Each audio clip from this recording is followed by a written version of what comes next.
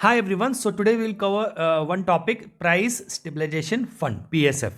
Okay, ध्यान से सुनना मेरी बातों को और बिल्कुल इधर उधर एक लाइन से सीक्वेंस में जितनी बातें मैं कह रहा हूं उसको ध्यान से सुनिएगा and just try to understand कि कोई भी टॉपिक को प्रिलिम्स के पर्सपेक्टिव में कैसे पढ़ते हैं।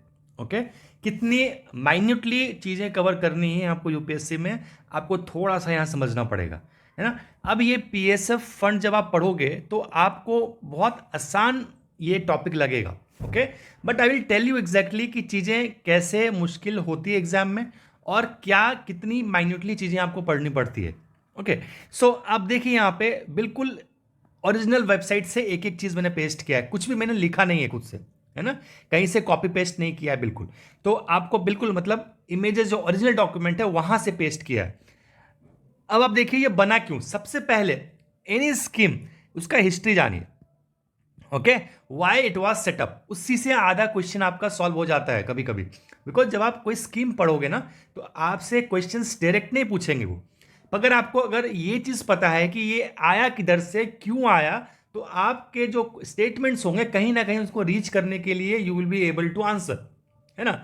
अब यहां पे अगर एक स्टेटमेंट में दूं कि under price stabilization fund the farmers will get the right prices and they can improve their income facility, है ना। The farmers will get the right prices, इस फंड के बनने से फार्मर्स को अच्छी कीमत मिलेगी उनके फसल की and they will be able to increase their income.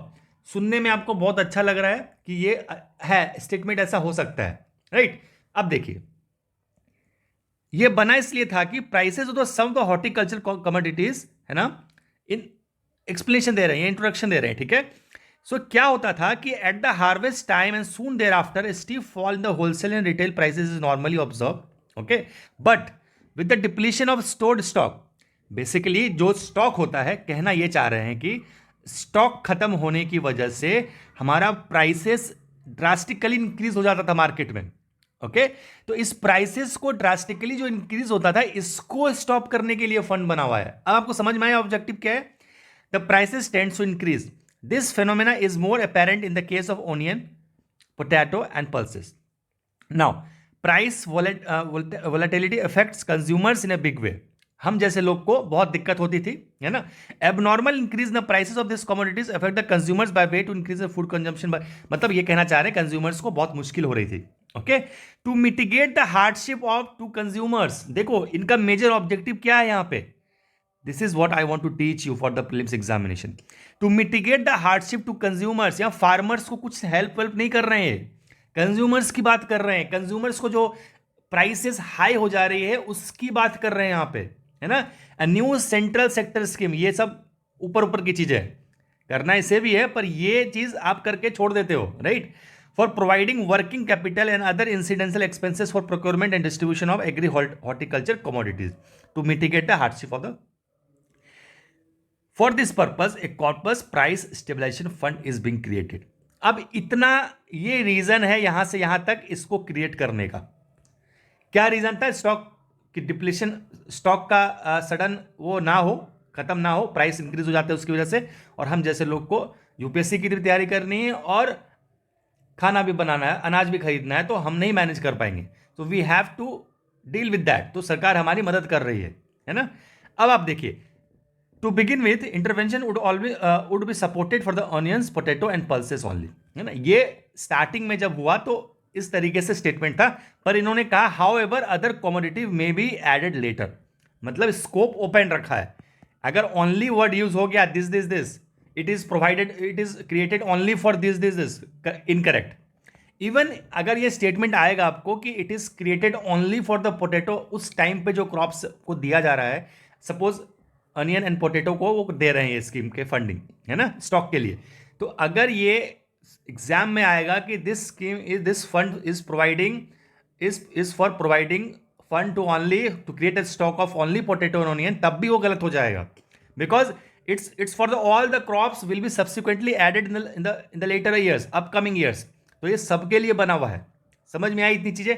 अब ऑब्जेक्टिव देखो इसका जो डॉक्यूमेंट में लिखा हुआ है, to maintain, to promote a direct purchase for farmers association, मतलब स्टॉक, स्टॉक का नहीं, direct, not for the farmers, farmers association at the farm gate itself, to maintain a strategic buffer stock की बात कर रहे हैं, जो होर्डिंग को और प्राइस को, स्पेकुलेशन को कम करेगा, to protect the consumers in the, कहीं भी फार्मर्स को इनकम बढ़ने की बात नहीं कर रहा है ये फंड, ठीक है।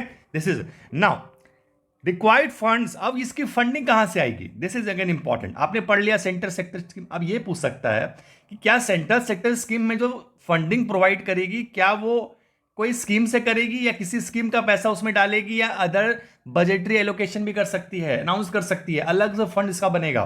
तो आप देखो यहां पे, provided by the government through annual budgetary support which are being maintained in the PSF corpus, funds from the PSF corpus are allocated for the, ये तो मैंने बता ही दिया, सेम चीज, ठीक है। अब ईयर वाइज एलोकेशन देख लो आप, कैसे कैसे बजट ने ईयर वाइज एलोकेशन किया हुआ है ना। देखो आप, ये इनके इसमें, अब इस फंड को कोई कंट्रोल करने के लिए भी इंसान चाहिए, राइट, नहीं तो खा जाएंगे ये पैसे सारे। तो इन्होंने देखो क्या किया, यहाँ पे कमिटी बनाई जिसको चेयरमैन कौन करेगा, सेक्रेटरी, ये इसको कंट्रोल करेगा। समझ में आई इतनी सी बात। अब इससे क्वेश्चन इसलिए बनेगा, पहली बार तो क्रिएट कब हुआ, ओके, तब फिर बनेगा कि ये स्कीम सेंट्रल सेक्टर स्कीम में क्या है, फिर ये फार्मर्स को सपोर्ट कर रहा है, इसका मेन क्या है ऑब्जेक्टिव, वो पूछेगा आपसे, और क्रॉप्स का इंक्लूजन कैसे होता है इसमें, है ना, इट्स ओपन टू ऑल और it's open to only horticulture, it opens to only pulses, तो इन सब चीजों को ध्यान देना है। अब आप देख लीजिए, ये करने के बाद अब देखो न्यूज, एक्चुअली ये करंटली न्यूज में था इसलिए मैंने आपसे ये पूछा, न्यूज में क्या लिखा हुआ है, these are were included, these were already included under the PS scheme, ठीक है ना, which NAFED use to procure. अभी ये प्रोक्योरमेंट कौन करता है, नफेड करता है, ठीक है ना, from farmers and release in the retail market in the prices use to increase. फिर कंज्यूमर की बात करिए, प्राइसेस को रोकने के लिए, फार्मर्स की बात ही नहीं कर रहे हैं। Now NAFED will purchase wheat and rice also, अभी व्हीट और राइस को भी इंक्लूड कर दिया है, पहले क्या थे, ये थे, अभी इन्होंने व्हीट और राइस को भी इंक्लूड कर दिया है। इसको परचेस करेंगे और होर्डिंग और स्टॉक को रोकने के लिए क्या करेंगे, इसको मार्केट में रिलीज करेंगे एक ब्रांड के साथ, है ना, तो उससे क्या होगा, प्राइस बहुत ज्यादा नहीं बढ़ेगी मार्केट में। अब थोड़ा सा नेफेड के बारे में देख लीजिए, वह एस्टैब्लिश्ड गांधी जयंती 2 अक्टूबर 1958, मतलब इंडो चाइना वॉर के पहले भी। और ये सब बात मैं क्यों बोलता हूं, क्योंकि आपको याद रह जाएगी दिमाग में, okay. And registered under multi state cooperative society act, है ना। और ये देख लीजिए प्रमोट क्या करता है, ये सब चीजें, ये इनका फंक्शन है, थोड़ा सा आपको मैंने इन्फॉर्मेशन दे दिया। तो ये ऐसे करके क्वेश्चंस फ्रेम होते हैं एग्जामिनेशन में। यही क्वेश्चन अगर एक लेवल का बनाना चाहे तो आराम से बनाएगा और आप नहीं कर पाओगे इसको सॉल्व, है ना। सबसे अच्छी चीज मुझे लगी कि फार्मर्स को कुछ है ही नहीं इसमें, कंज्यूमर्स की बात की है, और बजटरी एलोकेशन है, ठीक है, और क्रॉप्स इंक्लूजन है।